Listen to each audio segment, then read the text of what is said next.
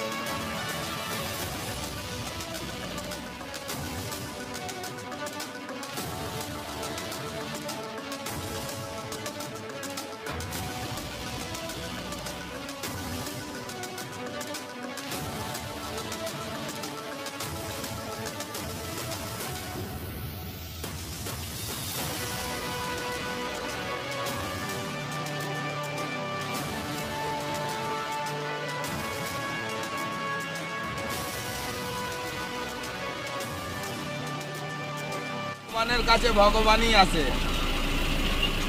আর আমিও পুরো একদম ভেবে নিলাম ভগবান আছে। চায়েরও নেশা হয়ে গেছিল। হ্যাঁ, আসি স্যার। ঠিক আছে, থ্যাঙ্কস। খুবই ভালো লাগছে স্যার, খুবই ভালো লাগছে। কোথেকে আসছেন?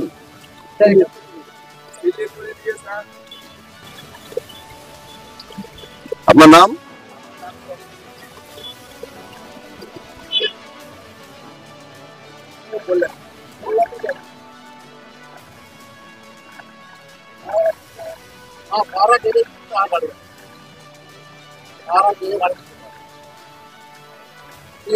খুব ভালো